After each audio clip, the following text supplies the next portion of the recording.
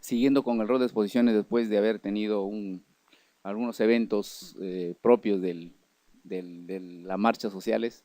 Ahora seguimos con la presentación de las exposiciones que se llevan a cabo todos los miércoles, o sea, los miércoles científicos, ¿no?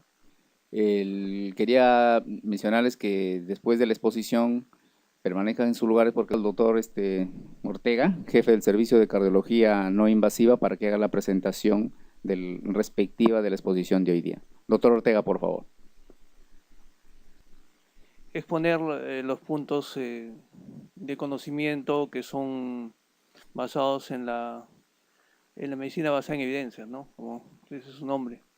La exposición, conversaremos con las preguntas. Vamos a presentar a la doctora Iya Topa. Ella es cardióloga del Servicio de Cardiología No Invasiva, y para que nos dé la exposición. Le invitamos, doctora.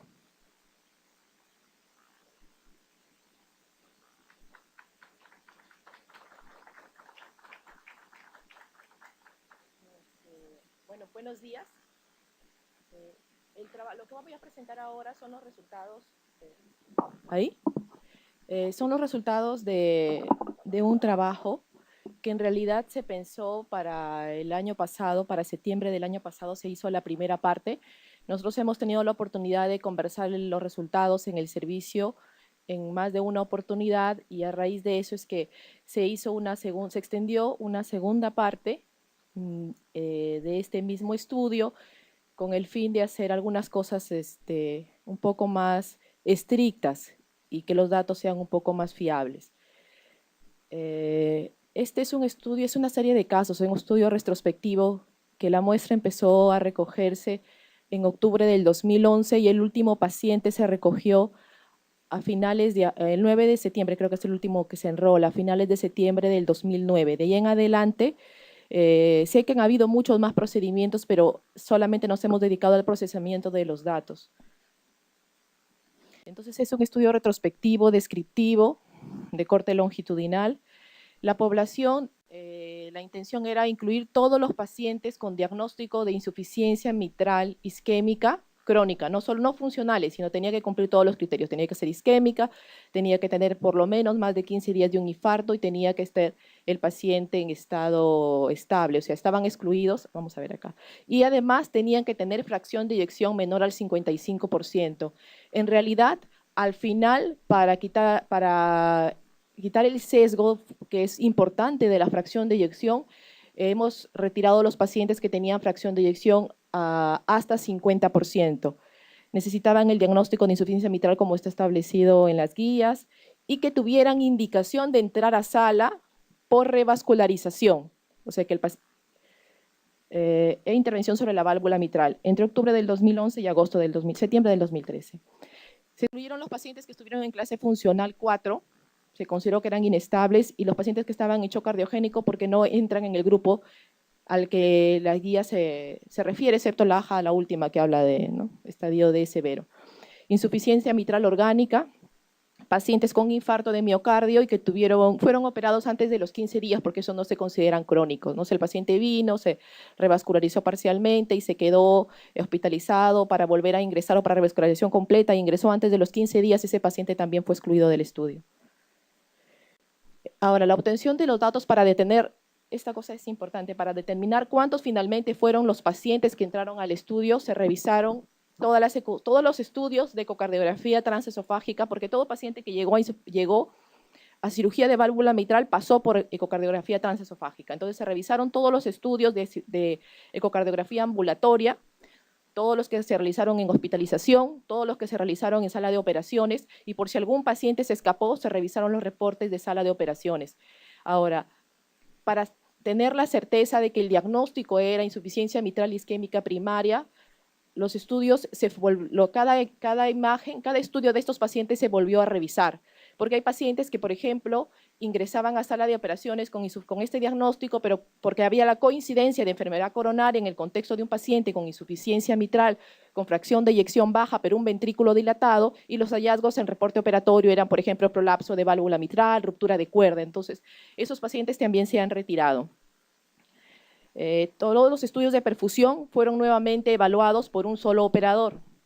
en este caso la doctora Liliana Benavente. Ella nos hizo el favor de revisar todos los estudios por algunas cosas que necesitábamos que ahora vamos a ver a continuación.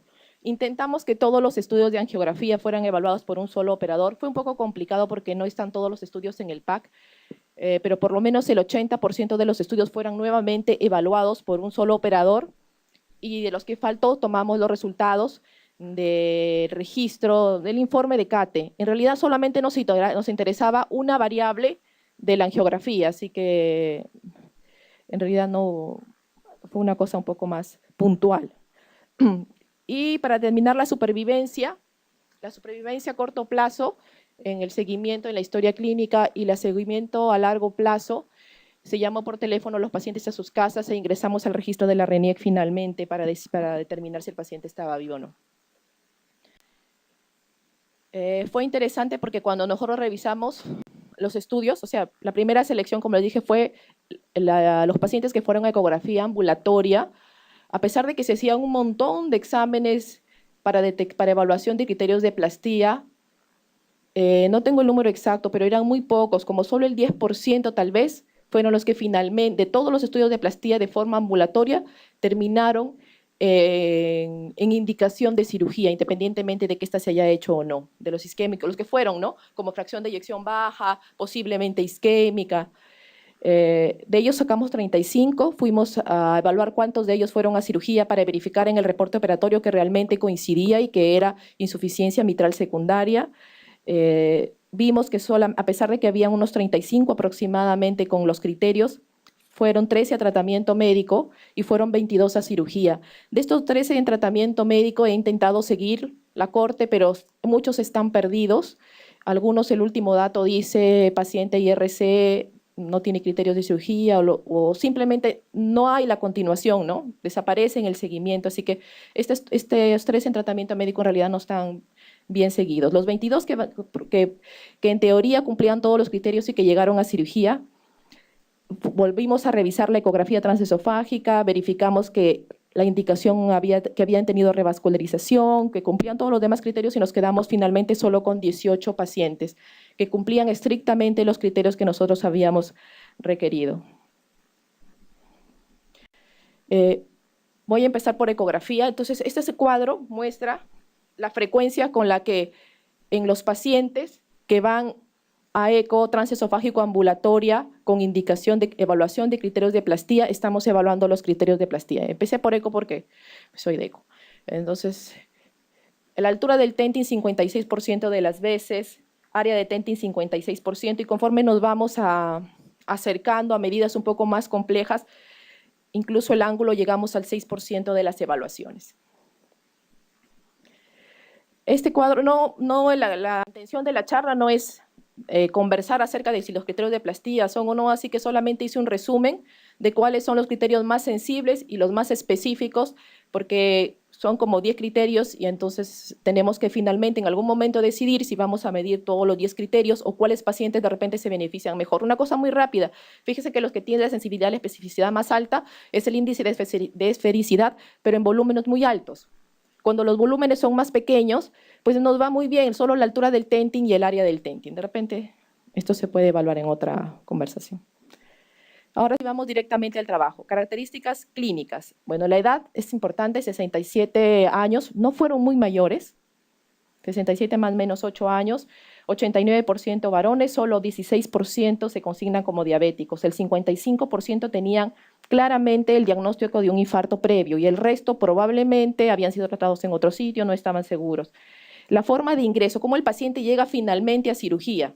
El 66% fueron referidos por consulta externa y el 33% el paciente inicialmente ingresa por emergencia. Ninguno de ellos ingresa por síndrome coronario agudo, ingresa por descompensación de falla cardíaca e ingresa a sala de operaciones de cuarto piso de hospitalización, o sea, ingresa ya a cirugía compensado, no en falla. Y bueno, acá como ya está, ¿no? 37 y 33%. El promedio de fracción de eyección, el 33% de nuestros pacientes operados tuvieron fracción de eyección menos del 30%, como está ahí. El promedio de la fracción, más o menos 33, más o menos 10.8. Los volúmenes no fueron muy altos, solo 11.1% se operaron con volúmenes telesistólicos por encima del punto de corte para éxito de plastía. Y la severidad, bueno, el 40% más o menos severos, o sea, ORE más de 0,4, perdón, y 61% según la nueva indicación de la guía. Vamos a ver. De todos los pacientes que fueron a intervención de la válvula mitral, 41 pacientes, 41% tenían criterios de plastía definidos por el ecocardiografista, que cumplían todos los criterios si el médico los había medido o si el médico no había medido todos y al final concluye como que hay criterios de plastía. De estos 41%, solo el 37% terminaron en plastía.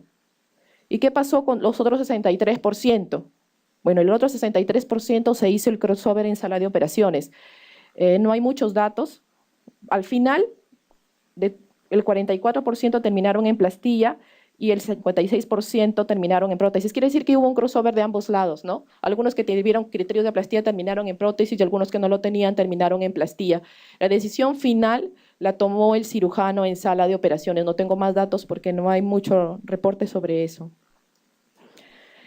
En relación a los que fueron a prótesis, el 90% fue prótesis biológica y el 10% de prótesis mecánica. La evaluación de la ecocardiografía esofágica intraoperatoria reporta que el 100% de los pacientes que salieron, a pesar de que algunos fueron redo, ¿no? En el primer intento se vio que había insuficiencia residual, reingresaron, se operaron, pero al final el 100% de las plastillas eran competentes. El 64% de los pacientes tuvieron algún tipo de complicación. Las complicaciones más frecuentes están ahí: infección, sangrado, reingreso por cirugía 33%, a cirugía por resangrado o por evaluación de hemostasia. Cuando evaluamos los puntos secundarios, algunas variables como remodelación, por ejemplo, vemos que el tiempo promedio de seguimiento para la última ecocardiografía es 3 meses, porque después el paciente ya no sabemos qué fue de él. La última ecografía registrada más o menos en promedio 3 meses y como ven no hay mucho cambio en la fracción de eyección después de la plastía.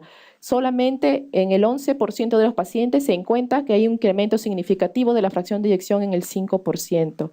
En relación a la clase funcional, más o menos a los 6 meses, encontramos que están en clase funcional 3 el 53% de los pacientes que hemos operado. Esta clase funcional está evaluada, la mitad tienen PEG y el resto está consignado en la historia clínica como paciente, se agita para vestirse o puede caminar 2 cuadras, no más aproximadamente. De los 7 que fallecieron, se encontraron solo 5 evaluaciones con PEG previa y el 100% tenían clase funcional 3. De los que están vivos y que hemos podido consignar vivos hasta último y que hemos conseguido hacer prueba de esfuerzo, el 70% están en clase funcional 1. Pero que no son todos los 12, ¿no?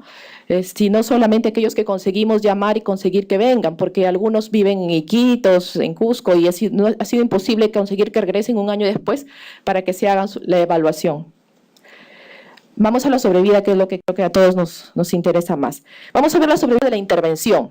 Al alta, la ETE dice que el 100% de las pastillas están OK. A enero del 2014, el último paciente se enroló el 9 de septiembre y la primera semana de octubre del 2011 y el último 9 de septiembre del 2013. Ese es el tiempo más o menos de variación de seguimiento. A los que pudieron venir con plastía mitral, les hicimos ecografía para ver cómo estaban. El 50% de nuestras plastillas tenían insuficiencia con ORE mayor a 0,2. Y el 100% de los pacientes con prótesis que vinieron estaban las prótesis competentes. Una cosa así muy rápida en el mundo, la recidiva, bueno, pues desde que se reportó la primera vez, de los primeros trabajos va desde el 57%, hay algunos estudios como el RIME, que es de los últimos, el randomizado de Londres, que reporta un 4% en un año, bueno, y un poco más real es 32%, ¿no? Al año aproximadamente. En relación a la sobrevida del paciente, vamos a ver, la mortalidad global, la mortalidad a la alta, 6%. Un paciente falleció en UCI. La mortalidad, cuando empezamos a llamarlos por teléfono y no contestaban, y entonces o se molestaba a la familia, entonces entramos a la RENIEC, y esto es lo que tenemos. La mortalidad de enero del 2014 es del 39%. ¿Qué sabemos de los que se han muerto? Sabemos solamente de uno que al segundo mes del alta llegó a Almenara, cadáver, es una mujer, y un segundo, el segundo que falleció en UCI, y el tercero que llegó fallecido a su policlínico y que tampoco sabemos cuál es la causa. No sabemos la causa, así que por eso he puesto mortalidad global, de cómo llegamos a esta mortalidad del 39% en 6 meses de promedio de seguimiento. No sé tampoco en qué momento se ha muerto cada uno, porque mucha familia no ha querido dar esos datos. La combinación de mortalidad e insuficiencia mitral residual tardía. Si combinamos a enero cuántos estaban muertos o tenían insuficiencia mitral residual, llegamos al 55%, o sea, 45% más o menos de nuestros pacientes operados están libres de eventos para el enero del 2014. Bueno, nos interesa saber un poco de qué pasa entre los fallecidos y los vivos, ¿no? Más o menos cómo están las diferencias. He hecho evaluación estadística, pero no es aplicable porque los datos son muy pequeños. Entonces, algunas cosas que de repente valdría la pena mirar: entre los vivos, el 54 estaban plasteados y entre los muertos 28.5.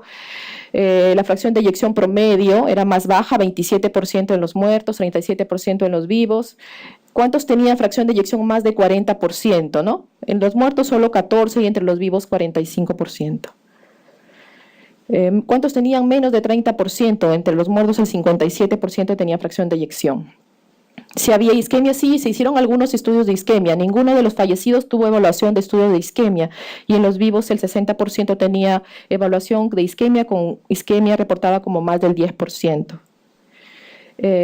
Bueno, y antes de pasar, me gustaría que hicimos una cosa más, que fue clasificar los pacientes según su indicación de las guías, según la indicación contemplada en las guías. Entonces la puse solamente ahí para recordemos la indicación 1C y la indicación 2A a nivel de evidencia C de la ESC y la indicación 2A a nivel de evidencia C, todas son nivel de evidencia C, ¿no?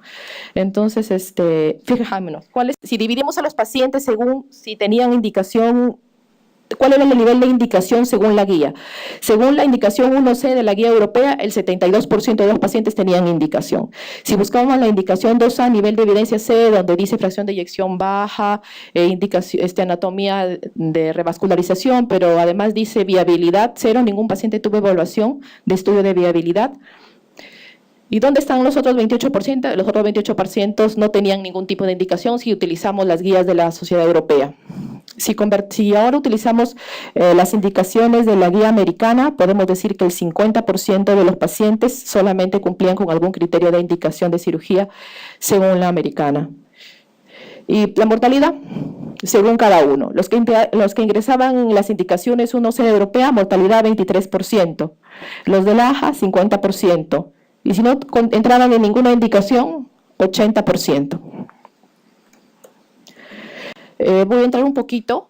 Eso es una cosa muy rápida. La indicación 1C está ahí descrita, ¿no? Dice el paciente que tenga indicación de revascularización con fracción de eyección más del 30%, el nivel de evidencia C, porque ellos dicen que es opinión de expertos. Entonces, recomiendan seguir las guías de revascularización, ¿no? Entonces, bueno, pues si hacemos eso, la mortalidad a nosotros nos va como en un 23%. El asunto de la revascularización en los pacientes con indicación 1C son las lesiones de troncos y los dos vasos guiados por angina. Primero no tiene estudio que lo respalde y el segundo es el estudio Stitch, con fracciones de eyecciones menos de 35%, en lo que en realidad todavía está cuestionable si hay beneficio o no. Recordemos que la reparación le incrementa el tiempo de clampaje sobre el tiempo de revascularización y por lo tanto se espera que que la mortalidad sea más alta si solamente utilizamos los criterios de revascularización para decidir que un paciente debe ir a plastía. Bueno, fracción de eyección más del 30%, mortalidad 25%. Si tenía lesión de tronco y se va a beneficiar, sí, bueno, el 50% de nuestras lesiones de tronco que fueron a cirugía se murieron. Y la revascularización incompleta de la culpa, pues no lo sabemos, porque solamente el 28%, o sea, el 47% de los pacientes no se revascularizó completamente. El 100% de las veces la que quedó fue la coronaria derecha o la circunfleja. Y se murieron de ellos el 28.6%. La indicación 2 a nivel de evidencia C no la vamos a revisar porque no tuvimos pacientes. Pero sí le voy a mostrar esta guía pequeña. ¿Qué pasa con los pacientes con fracción de eyección menos del 30%? La mortalidad en ellos fue 67%. Si el paciente además tenía lesión de tronco, ¿no? Y debía ir a cirugía, y además tenía fracción de eyección menos del 30%, todos se murieron. Si la fracción tenía menos de 25%, la mortalidad fue 75%. Las recomendaciones de la AJA, que bueno, para septiembre no habían salido todavía, pero que hemos intentado más o menos agrupar a nuestros pacientes, y hemos visto que si seguimos las indicaciones de la AJA, solamente el 56% de nuestros pacientes habían tenido indicación de cirugía y la mortalidad fue del 50%. Solo hay una indicación de la AJA que calza con nuestro grupo y también dice, ¿no?, ORE más de 0,2, nivel estadio C o D, o sea, con síntomas, y que tenga indicación de revascularización. También tiene sus indicaciones de revascularización las guías americanas, tronco, equivalente de tronco, fracción de eyección baja, si tiene viabilidad. Y si la fracción de eyección es menos de 35%, es 2B, nivel de evidencia B, y sugieren que sea con o sin viabilidad, y el estudio en el que ellos se basan es el estudio Stitch. Como les digo de nuevo, las sugerencias son en función de revascularizar, no de sin tomar en cuenta cuánto incrementa la mortalidad el tiempo de isquemia adicional para la reparación o para el cambio valvular mitral. Algunas características finales de los muertos, ya para resumir. Ingresaron por emergencia el 50%, la fracción de eyección estuvo, el porcentaje de mortalidad entre los que se operaron con fracción de eyección de más de 40 fue 16%, lo vimos que entre los que estaban muy bajos 75% se murieron, el porcentaje de escara de más del 30%, la mortalidad fue el 50%. Al reevaluar los estudios de perfusión miocárdica no fue posible directamente detectar la viabilidad porque según los operadores el estudio tiene que ser especial, dirigido para evaluar viabilidad. Y lo que se envió fue un estudio de isquemia, entonces lo que sí nos podía dar un poco aproximadamente era el porcentaje de escara. Pero más o menos 30% de escara, estamos hablando entre 5 a 6 segmentos. El Stitch dice viabilidad 11 segmentos por perfusión y 5 segmentos en ecodobutamina, ¿no? O sea, aproximadamente estos pacientes no tenían pues viabilidad. Si tenían más del 30% de escara no tenían viabilidad, según los criterios. Y bueno, les quería presentar un caso, pero las segundas son de abril del 2014. La fracción de eyección está a 23%, el patrón de llenado de tipo 3 es tipo 1. Aquí es la ecografía de la insuficiencia mitral, ahí está la fecha. ¿Dónde está? Febrero debe decir. Sí, 21 de febrero del 2013. Y esta es la ecografía de abril del 2014.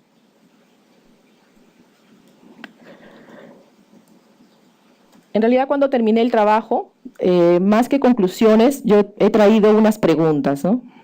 Que de repente ya algunas se han respondido conforme hemos ido conversando y algunas las de repente necesitaremos responderlas. ¿Quién determina la forma de la revascularización? Si se va a revascularizar, la insuficiencia mitral determina que el paciente ya no vaya a revascularización percutánea y que tenga que ir necesariamente a revascularización quirúrgica con plastía. El tiempo de clampaje de aorta, en algunos de los estudios, en la combinación de revascularización con reparación de la válvula mitral, son 92 minutos, algunos incluso hasta 72 minutos.